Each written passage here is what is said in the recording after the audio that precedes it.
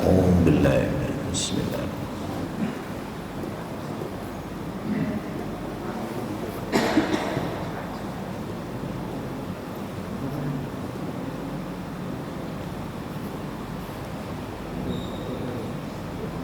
Assalamualaikum warahmatullahi wabarakatuh. Alhamdulillahirabbil alamin wa bihi nasta'inu ala umurid dunya waddin. Sallallahu alaihi wa ala alihi wa sahbihi ajma'in, amma ba'd. Kita lanjutkan sampai di mana Pak kemarin? Sampai di mana Pak Bagus? Sekarang larangan 181 ya. Larangan duduk dan berjalan di kubur dan bersandar padanya. Duduk di atas kuburnya seseorang itu.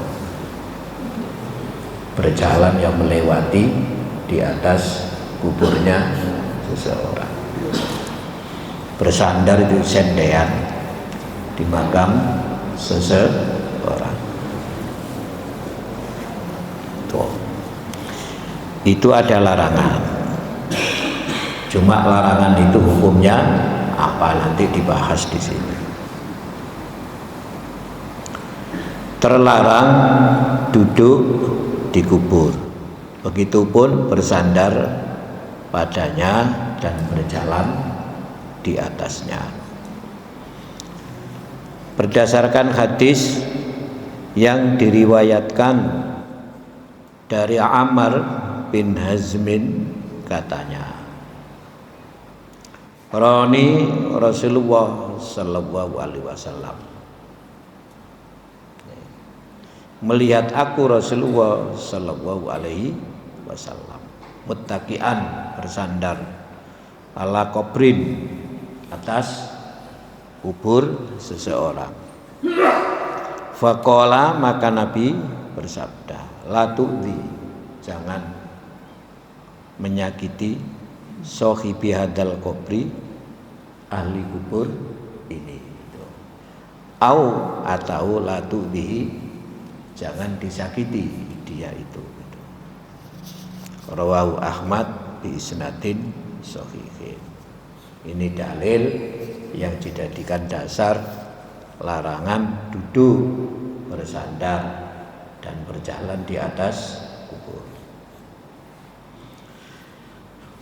Juga hadis yang lain ini, dan diterima dari Abu Hurairah, bahwa Nabi sallallahu alaihi wasallam bersabda, qala Rasulullah sallallahu alaihi wasallam, telah bersabda Rasulullah sallallahu alaihi wasallam, di ayat jelisa ahadukum, salah seorang di antara kamu duduk ala jamrotin, di atas bara api, wataharraka thiyabahu, lalu terbakar bajunya, fatahluso, dan merasuk, ila jaldihi, sampai kepada kulitnya, khairun, itu lebih baik, lahu, baginya, min ayajlisa, dari duduk ala qabrin, di atas kubur. Ini dalil-dalil yang dijadikan sebagai dalil melarang duduk di atas kubur. Lalu bagaimana pendapat para ulama tentang keterangan dilalah dari dalil di atas? Nah, ini pendapat yang mengharamkan ialah mazhab Ibnu Hazmin. Itu mazhab Az-Zahiri namanya itu. Mazhab apa? Az-Zahiri. Ibnu Hazm itu menulis kitab fikih namanya Al-Muhalla. Dengan ada kitab Al-Muhalla itulah maka pendapat-pendapat mazhab Az-Zahiri dapat diketahui. Mazhab Az-Zahiri itu mazhab di mana lebih banyak mengikuti zahirnya nas. Zahirnya nas itu. Tuh. Karena pada hadis itu terdapat ancaman yang di atas itu. Ya, li ayya jelisa ahadukum ala jamratin. Fatahriru fataharraqa tiabahu fatakhlusa ila jaldihi, ya itu ancaman itu khairun lahu gitu loh. Jadi duduk di atas bara api sampai membakar pakaian, sampai merasuk ke dalam kulit. Nggak tahu membakar ya apa terbakar betul apa hanya sekedar panas gitu loh. Tapi begitu itu lebih baik daripada duduk di atas kubur. Hadis diriwayatkan oleh Imam Ahmad, Muslim, Abu Dawud, Nasai dan Ibnu Majah. Sehingga menurut Ibnu Hazm hadis ini karena menunjukkan adanya ancaman maka hukumnya haram. Katanya itu juga merupakan pendapat segolongan ulama salaf. Segolongan ulama salaf. Ulama salaf itu ulama yang dahulu. Ulama khalaf itu ulama yang kemudian. Yang melanjutkan ulama salaf itu kriteria yang dipakai oleh para ulama di dalam memahami sejarah ya ajaran agama ini, secara pendapat-pendapat, pandangan-pandangan, penjelasan-penjelasan dari para ulama. Kalau di istilah ilmu fikih namanya ulama mutaqaddimun dan ulama mutaakhirun. Ulama salaf itu ya ulama sebelum abad ketiga Hijriah. Batasnya pokoknya abad ketiga itu, sebelum keempat. Setelah abad ketiga Hijriah itu masuk kategori ulama khalaf, begitu itu. Dan semua kita itu ya melewati ulama salaf, tidak ada yang tidak. Karena apa? Ya memang begitu sejarah agama itu. Quran itu ya begitu, dari Nabi turun kepada sahabat, dari sahabat kepada tabi'in. Generasinya itu loh begitu. Nggih, iku sanate ketemu Nabi ngono lho. Teko nggone tabi'in ke tabi'in. Dari tabi'in kepada ulama-ulama mujtahidin. Nah, ini kemudian dari mereka ini diteruskan yang masuk kelompok ulama khalaf gitu loh. Nah, mereka ini masuk ulama salaf. Imam Syafi'i itu masuk ulama apa? Ya ulama salaf. Imam Abu Hanifah ya ulama salaf. Imam Malik ya ulama salaf. Yang generasi itu ya semuanya masuk ulama salaf. Dan kita ini kan mempelajari agama ya dari karya mereka itu, tidak langsung kepada Nabi. Tuh. Ya karya-karya mereka itu yang sampai kepada kita ini. Tuh.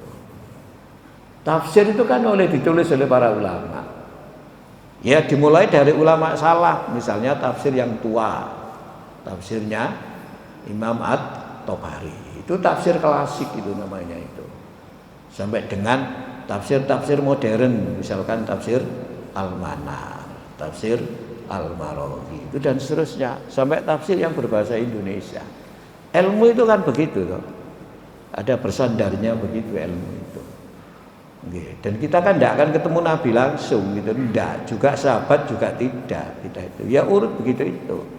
Jadi ini diurut sandarnya, ya semua melalui ulama salaf itu.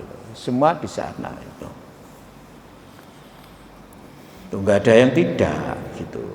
Nah, menurut jumhur, nah ini berbeda dengan pendapatnya Ibnu Hazmin tadi itu. Menurut jumhur hanya makruh, hanya makruh saja. Tuh, nggih. Hanya apa? Hanya makruh. Larangan itu tidak sampai kepada larangan haram. Berkata Nawawi itu ya Imam Nawawi itu yang ngarang buku apa? Riyadhus Shalihin itu Imam Nawawi itu. Terus hadis yang tipis itu ya hadis Arba'in Nawawi. Itu hadis 42 hadis itu dianggap mewakili hadis dalam jumlah yang besar. Cuma belum ada penelitian yang diwakili itu hadis yang mana saja itu. Kemudian kok dimunculnya satu hadis itu kalau kita kaji dengan metode sekarang, metode berpikir itu namanya pakai metode induktif itu. Pakai metode apa? Induktif. Dari mengkaji semuanya lalu disimpulkan oh ini, itu namanya induktif. Cuma biar itu gak ono induktif itu gak ono karena teori itu belum ditemukan gitu loh. Tapi bukan berarti mereka tidak berpikir seperti itu, ya berpikir seperti itu. Tuh. Makanya membangun teori itu kan ya menggunakan metode induktif itu. Misalnya sholat itu harus pakai niat. Haji juga ada niatnya. Kan gitu kan. Itu amal-amal apapun juga harus pakai niat. Karena niat itu penting, bergantung kepada niat. Lalu dibangun teori sama ulama fikih itu al-umuru bimaqasidiha. Segala perkara itu tergantung daripada niat. Itu namanya kaidah fiqhiyah itu. Kaidah. Nah, kaidah itu disusun berdasarkan berpikir yang tadi itu. Tuh. Ya, dari yang khusus-khusus itu ditarik kesimpulan yang bersifat umum. A pakai niat, B pakai niat, C pakai niat. Artinya mengamalkan A harus pakai niat. Gitu ya, harus ada niatnya. Itu persoalan niat penting. Dibuatlah kaidah secara umum al-umuru bimaqasidiha. Itu kaidah. Nanti dari kaidah itu ada turunannya. Makanya kaidah fikih itu yang pokok 5, lalu dikembangkan jadi 11, dikembangkan jadi 40, dikembangkan jadi ratusan. Ratusan kaidah fikih itu. Nah, ahli fikih itu ya kudu ngerti kaidah fikih. Nah, kaidah fikih tidak ngerti terus bagaimana memahami hukum itu. Bagaimana memahami hukum itu gitu loh ya itu. Yeah. Melihat gelagat ucapan Syafi'i, gelagat itu isyarat. Ya. Kok ngene Syafi'i gitu loh ya penjelasannya di dalam Al-Um. Al-Um itu kitab terkenal Imam Syafi'i itu. Di mana di dalam Al-Um itu yang ditulis qaul apa? Qaul jadidnya, pendapat yang baru. Imam Syafi'i itu hidup di 2 wilayah. Yang pertama hidup di Irak. Yang kedua hidup di Mesir dan meninggal di Mesir Imam Syafi'i itu. Nah, pendapatnya di Irak sama di Mesir tentang satu persoalan itu ternyata bukan satu. Pendapatnya itu 2. Sehingga yang pertama itu dikenal dengan qaul qadim, yang kedua itu dikenal dengan qaul jadid. Nah, pendapatnya yang qaul jadid itu ditulis di kitab terkenal beliau namanya Al-Um. Al-Um. Itu asli pendapat beliau, bukan pendapat imam-imam di kalangan mazhab Syafi'i. Makanya Mesir itu mazhabnya Syafi'i, tapi merujuknya kepada Imam Syafi'i. Jadi agak berbeda dengan mazhab Syafi'i di Indonesia itu. Karena di Indonesia itu merujuknya pada Syafi'iyah, bukan kepada Imam Syafi'i langsung. Misalnya sering kita sampaikan, kalau sampean buka di kitab Al-Um, ya, tidak ada bahasan niat, lalu muncul talafadun niat itu tidak ada, melafatkan niat itu tidak ada di dalam kitab Al-Um. Sehingga muncul kalimat usolli fardol titik-titik, itu nggak ada, nggak sampai di situ, belum ada itu, belum dibahas di situ. Berarti Imam Syafi'i kalau sholat nggak pakai usolli, nggak pakai. Belum dibahas. Tidak jadi pelajaran. Kok gitu Pak? Ya dicek saja kitabnya. Kitabnya ada. Itu kitabnya Pak ada. Kayak sampean puasa lalu nawa itu sauma qadin an adai. Itu kan talaffadun niat, melafatkan apa? Niat. Kalau niatnya sih sudah dibahas. Ini persoalan bukan niatnya, talaffadun niat, melafatkan. Apakah niat itu perlu dilafatkan? Itu persoalannya di situ, itu belum dibahas. Dalam Al-Um itu belum. Nah terus dibahas kapan? Pada kitab generasi berikutnya, jauh. Jadi kalau merujuk ke kitab itu ya nggak ada itu. Kalau merujuk ke yang ini itu baru ada. Gitu. Nah, gini kira garu dah wong-wong itu padahal. Dikira pendapat Imam Syafi'i ya kabeh ngoten lho kadang-kadang itu. Perlu dicek itu. Wong kitabe ono kan perlu dicek. Sing ono iku ya haji. Labbaika hajjan, labbaika umratan. Itu ada kalau itu memang itu ada. Itu ada itu. Karena memang itu hadis. Itu ada dasar hadisnya. Kalau nawa itu macam-macam enggak ada teks hadisnya, enggak ketemu, enggak ada. Memang karena belum. Itu misalnya seperti itu Al-Um itu. Begitupun golongan terbesar dari kawan-kawan sealiran itu sama. Jadi Syafi'iyah itu juga begitu. Jadi hanya makruh. Dimakruhkan duduk di kubur. Maksudnya larangan itu adalah buat makruh. Jadi larangan itu kan tidak semua haram. Larangan itu ada yang bersifat makruh. Memahaminya ya pakai kaidah tadi itu. Nah, kaidah itu ada dua, ada kaidah usuliyah, ada kaidah fikihiyah itu. Dulu pernah kita sampaikan loh, ada perintah itu, tapi tidak menunjukkan wajib, tidak menunjukkan sunnah, tapi menunjukkan apa? Mubah. Sudah pernah kita sampaikan. Loh, kalimat itu perintah. Malah dipahami para ulama tidak menunjukkan wajib, tidak menunjukkan sunnah, tapi menunjukkan mubah. Mubah itu artinya kebolehan. Maksudnya kemarin tidak boleh, setelah ada kalimat perintah itu boleh. Boleh. Misalkan ono embong, jangan lewat di sini. Itu misalnya gitu ya. Sekarang kemudian silakan lewat. Nah itu bukan berarti atau lewatlah sini. Tidak berarti harus lewat situ. Boleh. Artinya apa? Boleh. Karena kemarin tidak boleh. Sekarang boleh. Itu kalimatnya itu. Ya kayak ziarah kubur itu loh. Ziarah kubur kan didahului oleh larangan. Nih, kuntu naitukum an ziaratil kubur.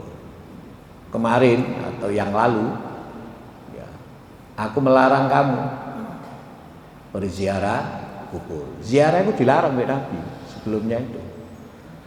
Fazuruha saiki ziarah. Lah ini kan perintah. Bukan berarti perintah ini wajib. Bukan berarti perintah ini sunnah. Kalimatnya itu loh perintah. Fazuruha. Menggunakan kalimat perintah. Tapi hukumnya bukan wajib. Hukumnya bukan sunnah. Hukumnya apa? Mubah. Lah, hukum mubah itu hukum netral, bisa berubah kalau dikaitkan dengan orang-orang ya masing-masing pribadi sesuai dengan keadaan masing-masing itu bisa haram, bisa wajib, bisa sunnah, bisa makruh. Hukum mubah itu begitu. Ya, kalau sudah dikaitkan dengan masing-masing orang itu, jadi dimakruhkan saja itu. Sebagaimana biasa terdapat dalam pengertian fuqaha, bahkan banyak di antara mereka yang menyatakannya dengan tegas. Tegas itu ya jelas, tidak ada pilihan, yaitu gitu loh. Ulasnya pula demikian pula halnya pendapat jumhur ulama, termasuk di dalamnya Nakhoi itu bukan Nakh'i misalnya, Nakhoi, Al-Lais, Ahmad, dan Abu Dawud. Katanya lagi juga sama makruh hukumnya berteletak di atas dan bersandar padanya, gitu. Leye-leyen sampai nampak sandaran. Sebaliknya Ibnu Umar dari golongan sahabat, Abu Hanifah, Malik menyatakan boleh duduk di kubur. Katanya dalam Al-Muwatta. Al-Muwatta itu kitab yang ditulis oleh Imam Malik yang sampai kepada kita. Tuh. Imam Malik itu muridnya Imam Abu Hanifah, hidup di abad kedua Hijriah, lahirnya sekitar tahun 90 Hijriah itu, sekitar itu lahirnya itu. Jadi 1 abad kurang 10 tahun beliau lahir itu. Jadi hidup di abad kedua Hijriah itu Imam Malik itu, lalu menulis hadis, juga menulis pendapat-pendapat para sahabat itu, juga pendapat para tabi'in. Sehingga kitab Al-Muwatta itu ya, sering disebut kitab fikih, tapi juga kitab hadis campur. Jadi belum seperti sekarang ada hadis sendiri, ada fikih sendiri. Itu zaman berikutnya itu zaman berikutnya. Ya, zamannya Imam Syafi'i itu sudah bisa itu, tapi zamannya Imam Malik belum. Dan Al-Muwatta ini adalah dokumen yang sampai kepada kita.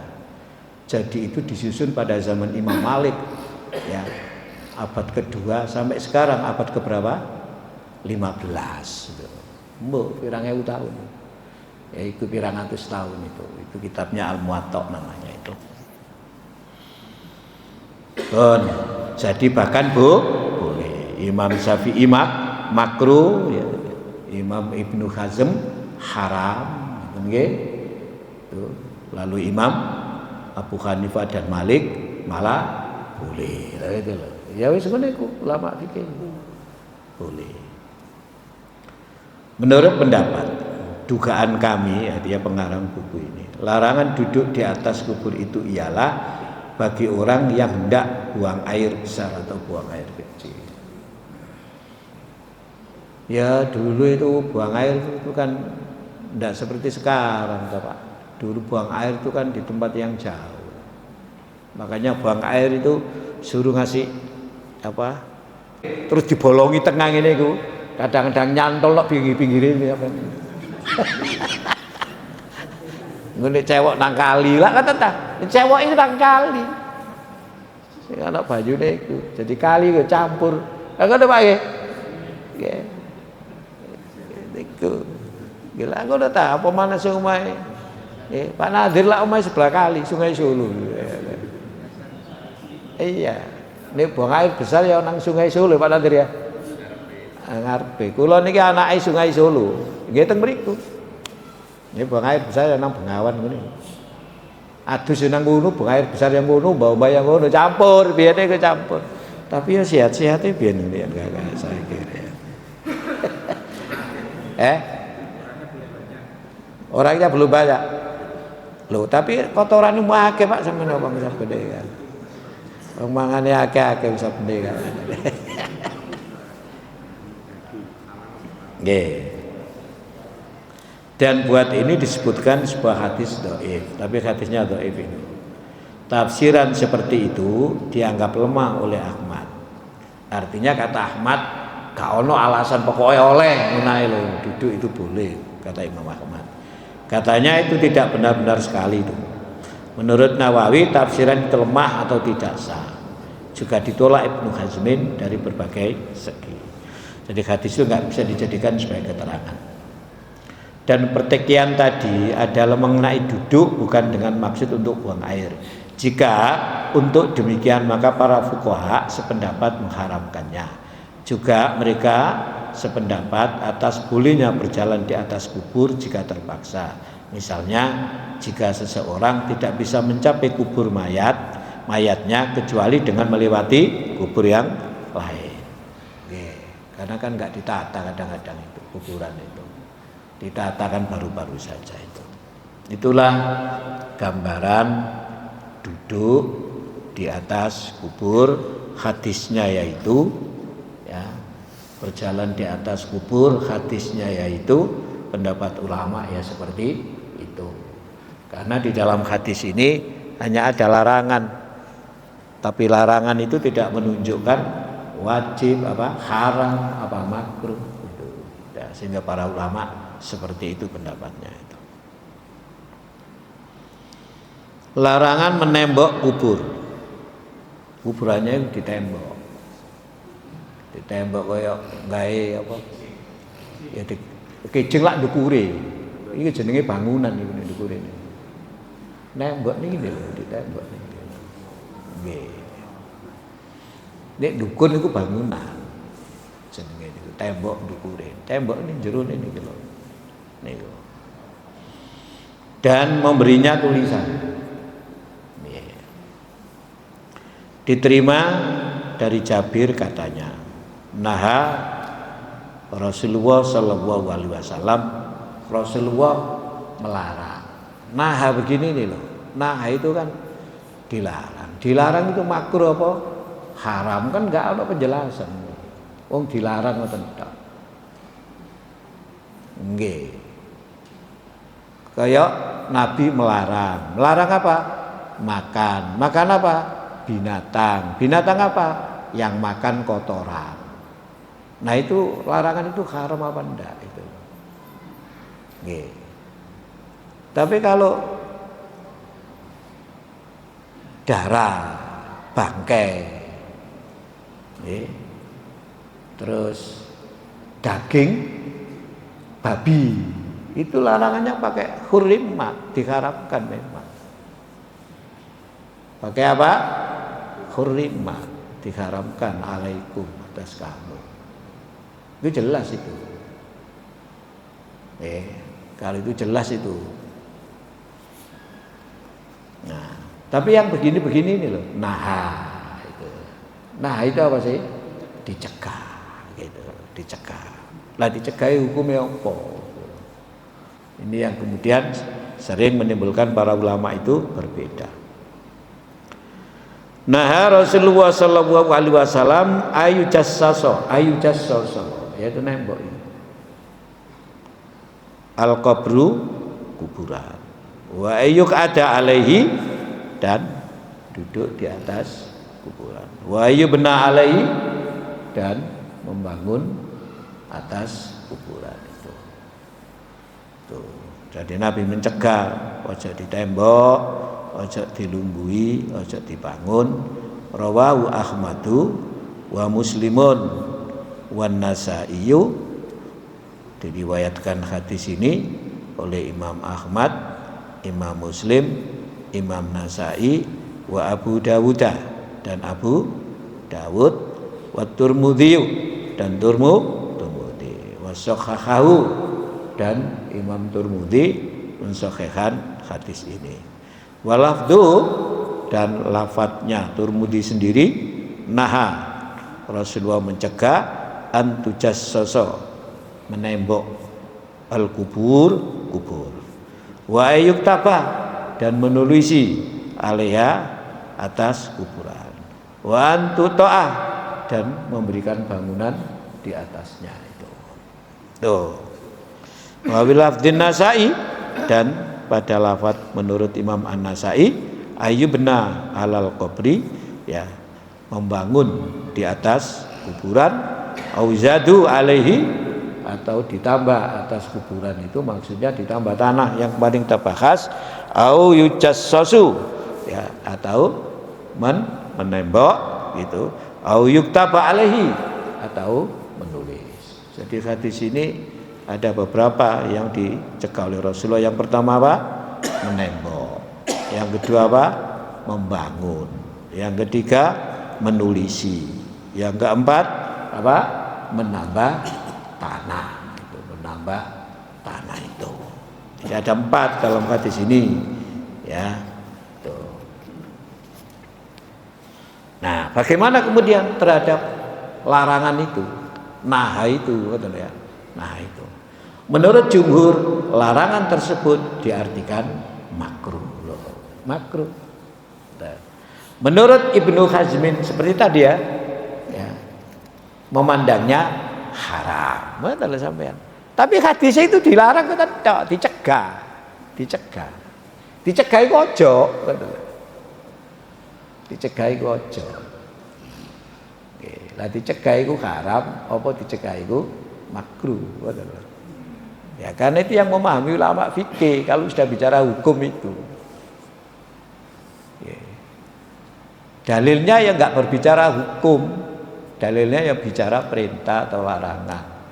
Cuma dipahami perintah itu perintah wajib apa perintah sunnah itu. Perintah itu bagaimana kemudian perintah dalam Quran itu dipahami para ulama, nah itu lalu menghasilkan tadi itu. Meskipun al aslu fil amri lil wujub, memang asal perintah itu wajib. Tapi kan kemudian bisa perintah itu tidak menunjukkan wajib tadi itu. Nah, jadi anak sing ngarani haram, anak sing ngarani makruh. Adapun hikmah larangan ialah karena kubur itu hanya buat sementara. Ya gak ono manfaate gawe apa. Wong sing mati ya gak butuh kubur api gitu loh. Ya gak butuh ditembok. Ya gak butuh digawe macam-macam. Tuh. Secara fisik juga akan hancur, kan begitu kan? Secara apa? Fisik. Tuh. Meskipun tetap dihormati, itu bagian daripada manusia. Tapi kan kalau sudah terkait dengan yang lain, gak ono artinya apa-apa. Ditembak ya gak ada artinya. Bukan untuk selama-lamanya.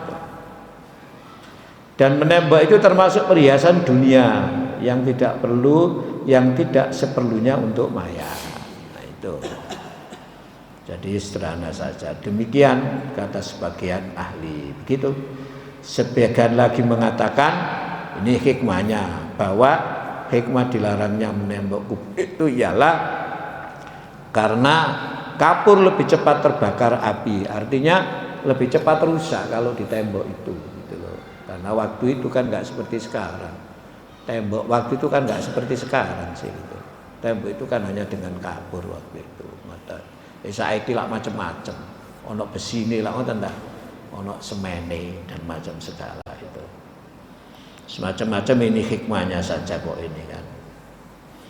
Pendapat ini dikuatkan oleh riwayat yang diceritakan dari Zaid bin Arqam bahwa ia pernah mengatakan kepada orang yang bermaksud membangun kubur anaknya dan menemboknya, tidak baik dan sia-sia kerjamu itu, tidak akan dapat bertahan, bahannya mudah dimakan, mudah rusak maksudnya itu, mudah rusak. Biarkan aslinya saja. Tapi bukan karena ini hanya sekinya hikmah. Hikmah itu kan kebaikan yang bisa dikeluarkan, diambil oleh para ahli itu. Dan tidak apa memulas kubur dengan tanah liat. Tanah, ini mbak tanah gak popo. Tanah itu.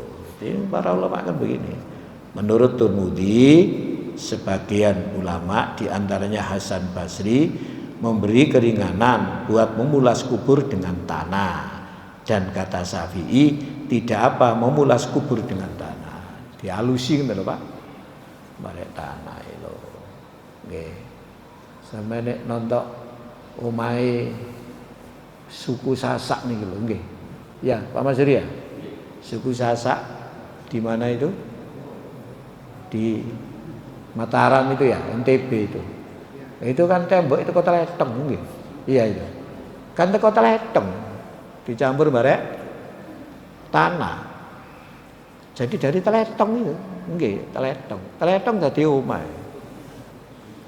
Nggih. Iya. Atapnya teko nggone alang-alang itu. Dari rumput alang-alang itu atapnya itu. Itu rumahnya suku Sasak kan begitu. Mereka kan punya tradisi tersendiri mereka itu, terutama dalam hal pernikahan. Nikahnya kan banyak antar suku. antar suku. Ya, itu sudah maju itu di kota, apalagi yang di pedalaman, kayak Kalimantan. Ya tambah rata nemen gitu ya. Itu sudah maju. Tapi budayanya masih dipertahankan seperti itu. Supaya tidak hilang.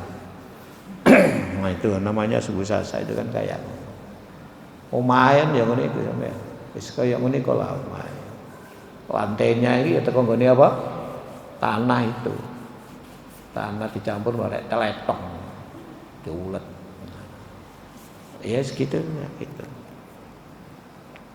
Tuh. Diterima dari Ja'far bin Muhammad. Yang diterimanya pula dari bapaknya. Itu kok wakil bilang salaman. Wih, wakil. Yes.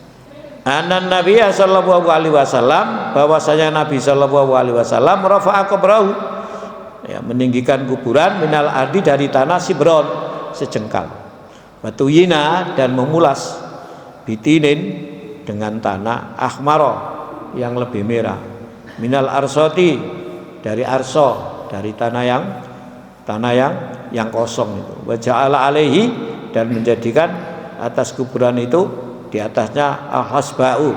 Hasba'u dikai watu-watu. Dikai napa? Watu-watu. Watu niku nek emplek ngono lho, Pak. Mergo ana ulasan tanahe. Dikai ya sama nek dikai semen terus dikai watu-watu kerikil cilik gitu. Ngoten niku. Rawahu Abu Bakrin, hadis ini diriwayatkan oleh Abu Bakar an-Najatu an-Najat, wasakata, dan diam al-hafidhu hafid ali atas hadis at-tahlisi di dalam kitab tahlis. Terus nata kira ya wis sakmene wis sebagai bahasan doa. Tapi ini keterangan saja kok. Jadi begitu Pak ya, kalau ada hadis, nah itu para ulama ya begitu kemudian merespon dari sisi hukum itu ya bisa saja tidak sama, bisa saja sama. Makanya saya sering sampaikan, kalau sampean ngaji kitab fikih, begitu sampean buka kitab fikih, apalagi fikih muqarrin kayak kitab ya al-fiqhu ala madzhabil arba, fikih menurut 4 mazhab, begitu sampean buka halaman, isinya itu sudah perbedaan, perbandingan. Isi ngono terus. Isine iku ya ngono iku. Ugi tentang iki ya begini, tentang ini begini. Kan ada kitab fikih 4 jilid itu, 4 jilid bukunya itu. Al-fiqhu ala madzhabil arba'ah. Monggo Pak.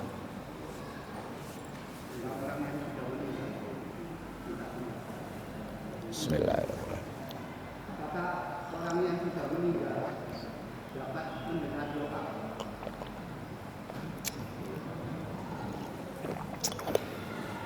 Itu juga debatable Pak itu. Itu juga debatable yang begitu-begitu itu gitu loh. Makanya di masyarakat nggih ngoten niku. Mata sing siji mengatakan kon ndak iso ngekek pendengaran wong sing nek nggone kubur iku gak iso sing mati itu. Innaka latusmi'ul maut itu kon gak iso ngekek pendengaran wong sing mati. Tapi ana sing ngarani la iso. Lah dene Nabi nek ngomong assalamualaikum ya ahla diyar iku apa gak krungu ta ngono. Ngoten. Ya wis terserah lah ngono iku sebab. Sing penting ana nasi, Pak. Nek ana nasi iku karek ngamalno. Nek enten nasi ngoten nggih. Nggih. Misale lewat kuburan mlebu kuburan kok assalamualaikum ya ahla diyar minal mu'minina dan seterusnya itu, yaitu memang ada nas diamalno ae ngono iku, ngono iku amale. Nah, cuma awak dhewe kan kadang gak ngono. Mergo iku dianggap krungu, akhirnya macam-macam ngoten lho Pak sing diamalno. Ah macam-macam iki sing ndadekno persoalan pendapat itu ya itu yang macam-macam. Nah, yang tadi itu kan sudah ada nasnya itu. Ya to nih Pak nggih. Soalnya ya gak ero apa ya mendengar apa ndak ya gak ero gitu ya pandangan semua ya, seperti itu iya itu ngoten nih Pak nggih. Tapi bahwa mendoakan itu memang iya ya, doa ya niku wau ya. Di dalam Quran itu kita juga diperintah untuk memohonkan ampun atas dosa orang mukmin baik laki-laki maupun perempuan. Di surat 47 itu loh, ayat 19 itu, fa'lam annahu la ilaha illallah. Mengertilah kamu tentang la ilaha illallah. Waghfir lidzambika. Mohonlah ampun kamu ya terhadap dosa-dosamu. Ya itu ya. Waghfir lidzambika walil mu'minina, dan juga mohonlah ampun atas dosa orang-orang mukmin, wal mukminati, baik laki-laki maupun perempuan. Itu ayatnya ono di surat Nuh yang terakhir juga ada itu. Doa ampunan, mohon ampunan untuk orang-orang mukmin, baik laki-laki maupun perempuan. Itu ada di ayat-ayat yang agak akhir, yang akhir lah itu ada itu Pak. Ya. Cuma formula doanya kayak apa? Bagaimana caranya? Itu loh Pak. Tuh. Memang agama ini kan punya ketentuan umum. Okay. Nah, ketentuan umum itu ya kalau diterangkan dalam agama dan itu kita amalkan, itu namanya khair. Tapi ketika praktek, nah ini kan kadang tidak ada ketentuan umumnya, itu tidak ada. Tuh. Nah, ketentuan khusus dalam arti praktek secara khusus itu hidup di masyarakat itu. Tuh. Itu loh Pak. Nah, ini yang kadang-kadang jadi persoalan itu. Karena pelaksanaan secara khusus itu kadang-kadang seperti syar'i. Ya, kadang-kadang seperti syar'i. Ma'ruf itu Pak terkait dengan ya praktek secara khusus itu, ma'ruf itu. Kalau yang khair itu kebaikan yang sifatnya universal, umum. Awak dhewe iki dikongkon tolong menolong, ngoten lho Pak. Nggih. Awak dhewe iki dikongkon apik mek tangga. Gak oleh nglarakno tangga. Piye carane gak nglarakno tangga menurut masyarakat iku ngono lho. Piye carane berbuat baik nang tangga menurut masyarakat? Itu kan aplikasi ajaran universal itu. Nah, itu wujud nanti dalam bagaimana gitu kebiasaan masyarakat di tempat itu. Itu yang sering disebut dengan lokal. Kearifan lokal itu kan begitu, Pak. Kultur itu ya di situ itu. Itulah Pak itu. Ini khairnya itu kebaikan secara umumnya itu. Kita diperintah berzikir. Lalu zikir itu kayak apa gitu loh Pak. Itu. Kalau masyarakat secara bersama-sama mengamalkan zikir itu kayak apa kemudian itu? Ya itu dalam rangka mengamalkan. Ini muncul kemudian hal-hal yang sifatnya lokal itu. Nah ini yang sering debatable itu di lokal ini Pak. Bahasanya zaman Nabi nggak pernah ada begitu itu loh gitu. Yang lain, loh memang nggak pernah, tapi Nabi kan memerintah berzikir loh itu loh Pak itu. Sering begitu. Makanya baik itu kan ada istilah apa? Khair. Ada istilah ma'ruf itu. Sehingga di Quran ya'muruna apa itu? Wal takum minkum ummatu yad'una ilal khair. Nah, jadi ini api itu dijak. Iki lho sing api. Iki lho sing api. Iki sing api dijak. Sing api ku iki lho. Tapi wa ya'muruna bil ma'ruf. Nek merintah lho sing ma'ruf iku piye lho? Kon sing ma'ruf lho. Infak. Ngoten nggih? Infak. Dijak ayo infak. Nah, ya apa sih? Ngekei infak sing apik iku ya apa? Iku ma'ruf. Ya menurut kon ya apa? Nek mbok sawat tuh gak apa-apa. Iki infakku. Ngoten. Pak Tony ngono, ana wong infak ngono. 1 juta. Ditekek nggone apa? Amplop. Ditaleni, disawatno. Iki infakku, wis tampane wis mari. Padahal pegawai iku gak apa-apa ya gak apa-apa. Tapi nek ngono iku kurang etis, itu tidak ma'ruf namanya, itu lokal. Tapi infaknya sampun dilaksanakan. Infaknya itu khair. Caranya itu loh yang lokal, Pak, gitu. Nggih, sampeyan ngekeki apa ngono? Sedekah.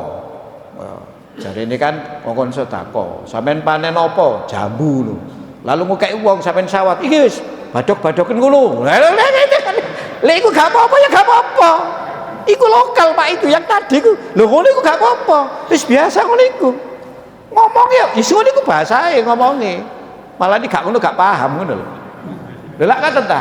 Tapi nek liyane boleh jadi enggak seperti itu. Iku jenenge ma'ruf. Jadi ma'ruf itu bisa beda. Makanya ya wal takum minkum ummatu yad'una ilal khair wa ya'muruna bil ma'ruf. Jadi kalau merintah itu ya dengan ma'ruf. Nek ngejak nang khair.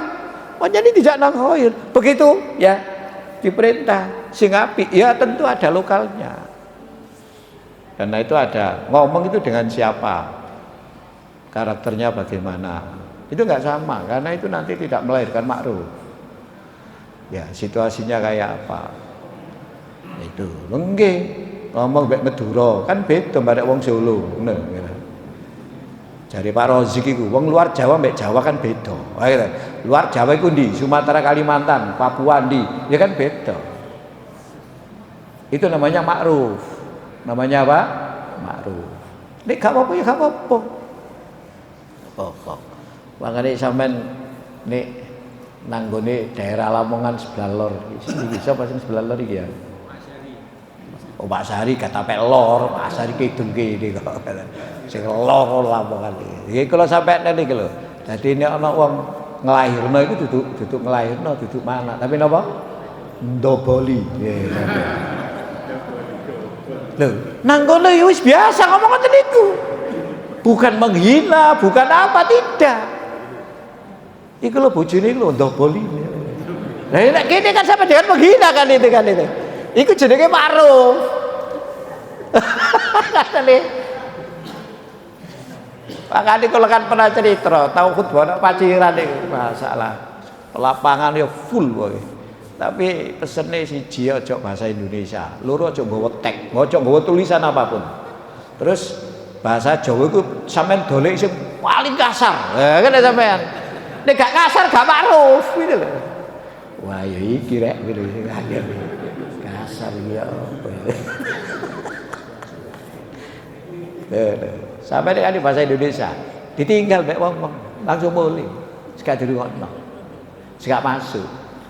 Kadang gawa tek maca ya tambah khutbah kok maca aku ora iso ngono. Tapi yang ma'ruf itu yang ma'ruf itu kulo iku sing ma'ruf itu ya, makanya ma'ruf itu dinilai orang itu ya bisa nggak sama. Iya makanya ana sing basa alusan sing basa kulonan ngono iku nggih Pak nggih Pak Haji iki Tulung Agung bareng iku alusan ngono.